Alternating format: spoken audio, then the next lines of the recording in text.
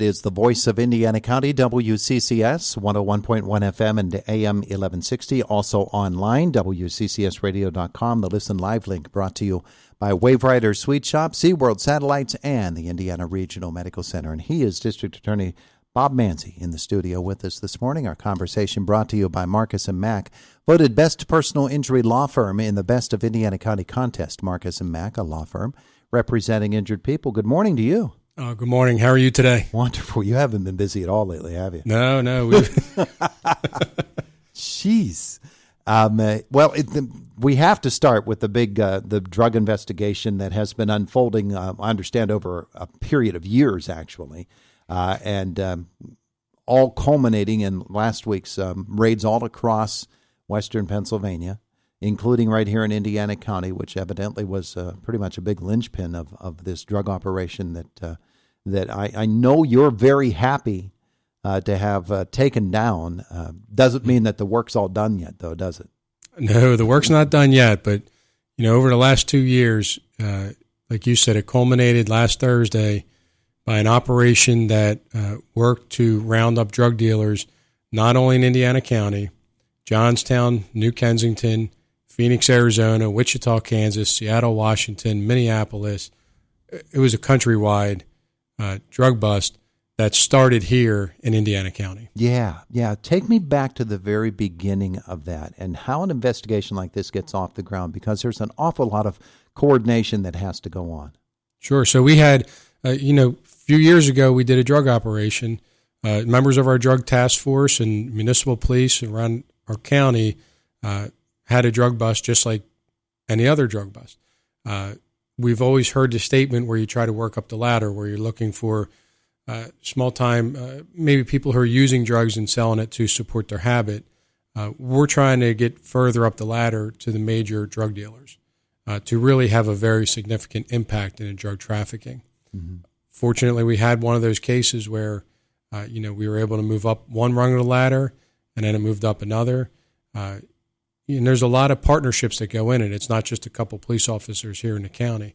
Once we get high enough in that ladder, now we have our partners in the FBI, our partners in Homeland Security, all of the state and federal authorities.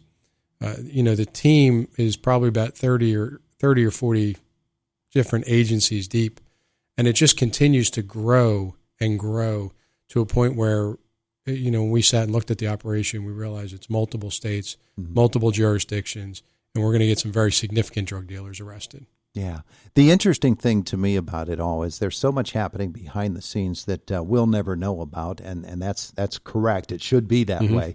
But it involves not just following a paper trail, following a line of communications, because cell phones are, while they're a great boon to the people who are conducting these things, they leave records, they leave trails to follow. And certainly you follow all of that evidentiary trail. But there's also some great skill in interviewing suspects and in learning information the old-fashioned way, too, isn't there? There is a lot of information that is gained from the members of our task force because they know how to interview the individuals that are being arrested. They know how to gather the information from people who are involved in the drug trade throughout the county, throughout the area. They work very diligently to build partnerships with other law enforcement communities. A drug dealer is not going to come up to a border and say, I'm not going to go into Indiana County. I'm going to stay here in one county. Mm-hmm. They go anywhere. And the members of our law enforcement work very diligently to build out their professional networks. So when they have a case here in Indiana County with a name and they're doing a little background on it, they realize there's something going on in New Kensington. They don't have to just call that police department and ask for somebody. They can call and ask, hey, I know Bill down there, or I know Joe over here.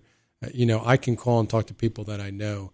And when they work with those professional relationships, it really helps to get these investigations higher up the ladder than we're used to seeing. So when you have the culmination happening last week, there's already been a ton of work put into it. And your office has had to work hard, as have other law enforcement agencies and prosecutorial offices all across the country, it turns out, with the scope of this particular drug operation.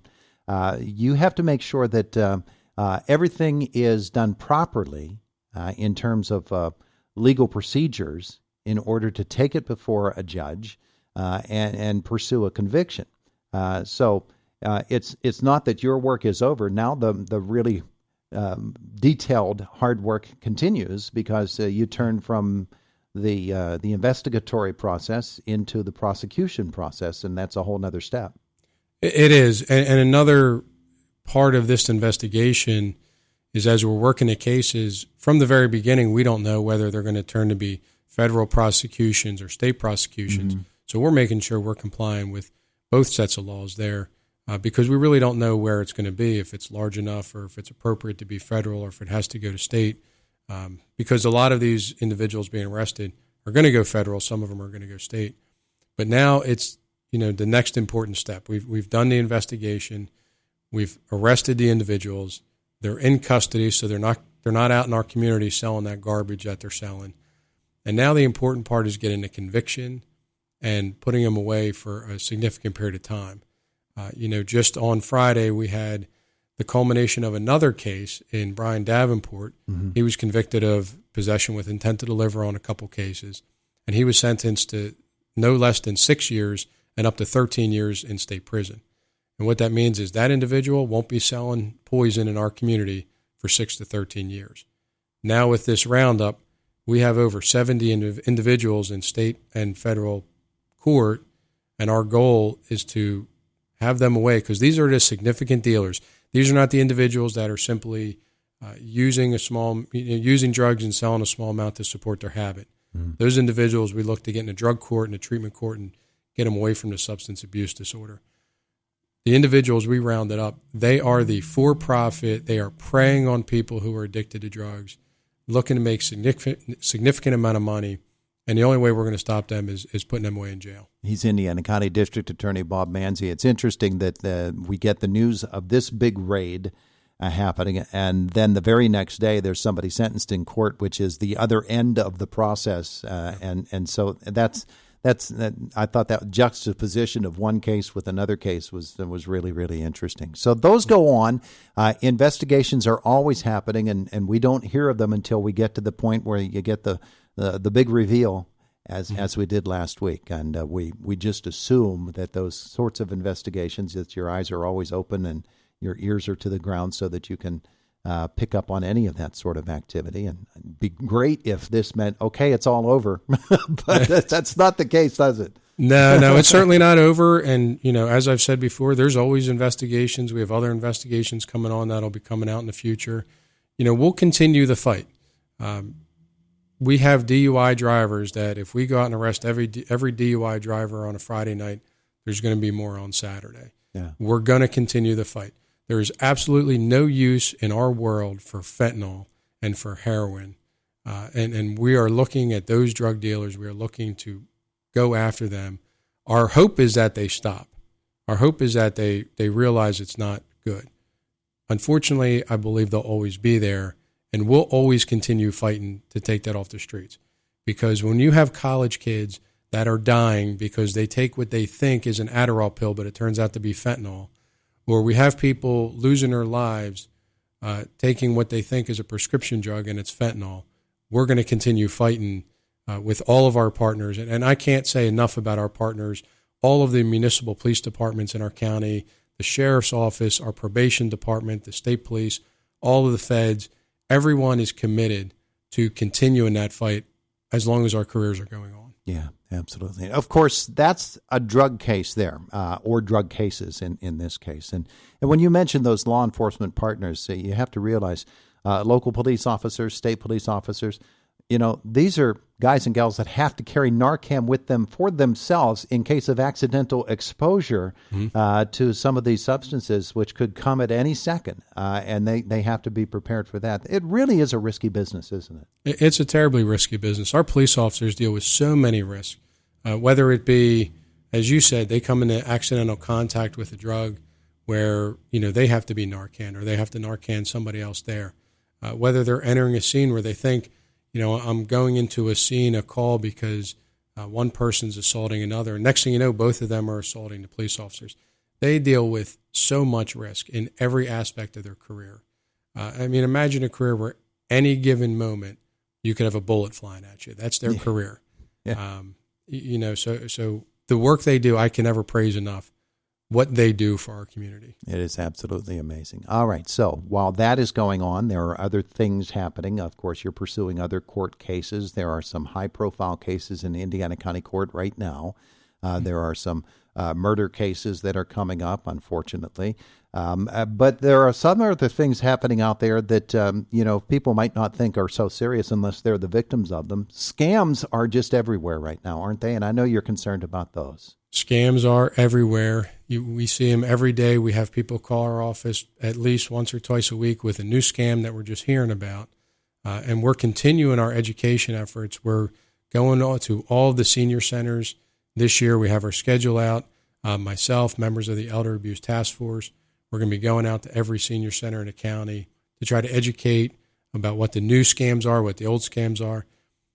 They basically boil down to two different scams where you're trying to have somebody make an emergency decision that doesn't make much sense when they look back on it, or the scams where you try to deposit money and you send them a little bit and then meanwhile the check bounces. A lot of them really boil down to two main scenarios. But we always tell people to be on the lookout. Keep an eye on your credit card, on your debit card, on all of your accounts to make sure that whatever charges are there are yours. And if you don't know what they are, you question them with your bank, with your credit card company. And one of the biggest things is just trust your gut. If it sounds too good to be true, it is. Yeah. All right. He's Indiana County District Attorney Bob Manzi. Anything special coming up in terms of events or just doing the hard work daily of the office? We have all of our hard work daily. We will be having our senior summit in May. We are working with the YMCA. So on May 10th, we're going to be putting out information that we're going to have our senior summit then. We're working with individuals from the state, individuals locally. Sheriff Fyock will be there. The state police will be there. My office will be there, really to provide a lot of good information about what you can do to prevent yourself from being a victim of scams, what other services are out there for our seniors that they may not be aware of, and other ways that there's agencies in the counties that can help them with any of their needs. Yeah. All right. So all of that is going on. If people do see activity that they think is suspicious, I know your office line is always open. You want to get that call. Call our office anytime. Call your local police. Call your state police.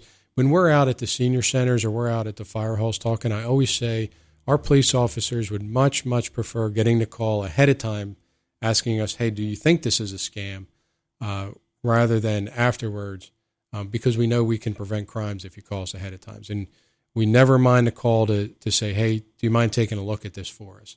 That's what we're here for. Get out in front of it.